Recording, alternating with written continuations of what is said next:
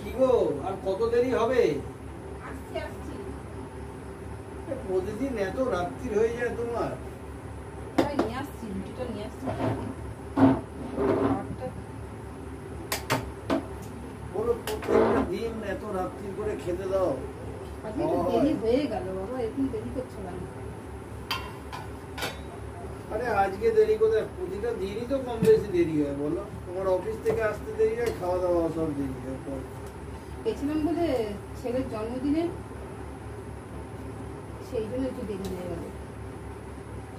দেখো, তোমাকে কোনো কিছুটাই আমি পালন করি না, কিন্তু আজ জন্মদিন, কাল বিবাহ বার্ষিকী, কালকে অমুক, পরশু তমুক, এই তো তোমার লেগে আছে। তুমি জানো আমি এত রাত্রি করে খাই না, সেই এত রাত্রি হয় প্রত্যেকটা দিন। কি বলবো আর তোমাকে, বলো?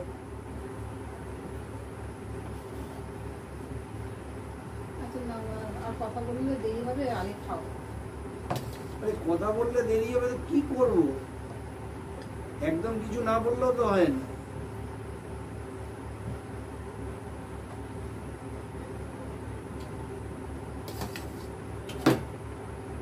ওরা সব খেয়ে নিয়েছে? ওরা খেয়ে সব ঘুমিয়ে পড়েছে, এখন 1:45 বাজে। আমি জানি আজকে অনেক দেরি হয়ে গেছে।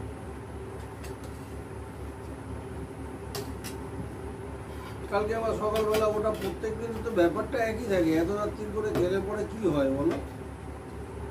বাবা, এগুলো তো একটুখানি সমাজে থাকতে গেলে এগুলো তো একটু মেনটেন করতে হয়, বলো না? না, এগুলো করতে হয় না। সমাজে থাকলে সবই করবে, কিন্তু এতটা সময় না লাগে, একটু কম করে লাগাবে। তুমি 1 ঘন্টা আগে বেরোতে পারতে, 2 ঘন্টা আগে বেরোতে পারতে। একটু দেরি হয়ে গেল, বই বললে কথা বলতে বলতে। তাকে তো বলবে যে আমার বাড়িতে গেলে বাচ্চাগুলো রয়েছে, ওদের টাইম মতন খেতে দিতে হবে, এই দিতে হবে, একটা তাড়া নেই। অফিস থেকে বেরিয়ে গেছি অত দূরে, মেট্রো করে আস্তে আস্তে আমার চিন্তা ছিল। এই হয়, মেয়ে ছেলেরা বেরোলে একটুখানি তখন 1000টা প্রশ্ন। কারণ তুমি যখন আগে তাড়াতাড়ি বাড়িতে এসে হয়েছিল, তো তুমি আজকে শুনি এই হাতে হাতে এগুলো করে নিতে, শ্যামলি হাতে হাতে। আজব কথা বলো, আমি কি করবো? তাহলে আমাকে খেয়ে বসে থাকতে হবে? হ্যাঁ, তুমি আজকে তাড়াতাড়ি খেয়ে নিতে, তুমি আমার জন্য ওয়েট করলে কেন?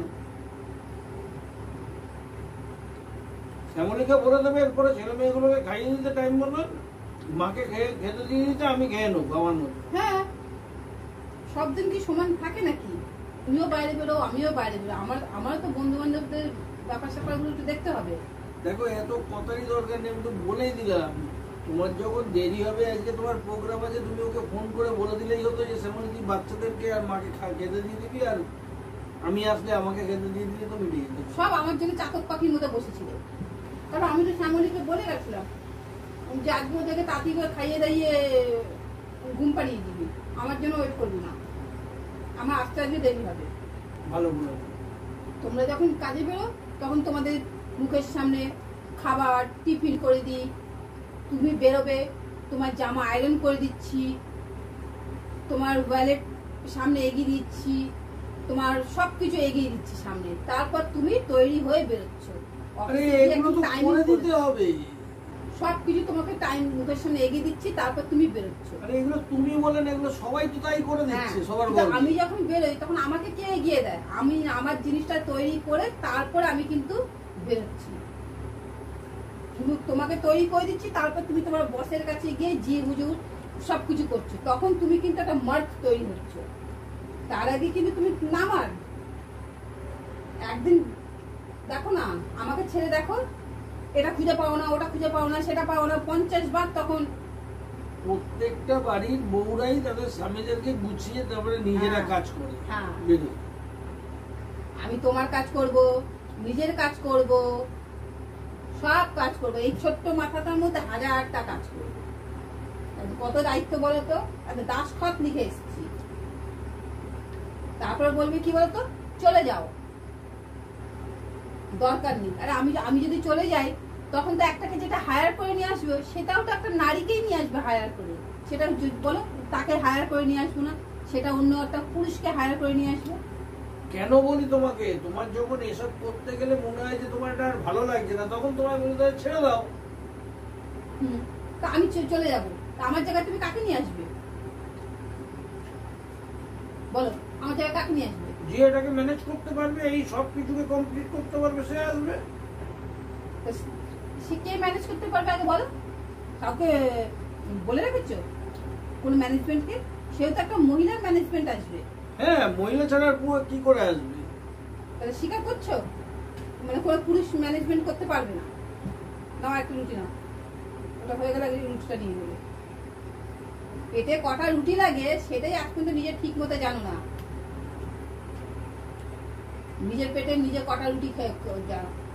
দুটো রুটি খেলে বলবে পেটটা ঠিক হতে না ভরেনি, তো আমি 3টে রুটি খাই। ফালতু কথা না বাড়িয়ে চুপচাপ খাও। এতগুলো যদি সব হিসাব নিজে নিজে রাখতে পারতাম না, তাহলে মা ধরে বিয়ে দিত। ওই জন্য কথা না বাড়িয়ে এখানে কথা চুপচাপ ফিনিশ করো, চুপচাপ খাও। আমি আর রুটি খেতে পারবো না, আমার হয়ে গেছে। তুমি আরেকটা রুটি খেয়ে নিও, কারণ তুমি তো 2 রুটি খাও না।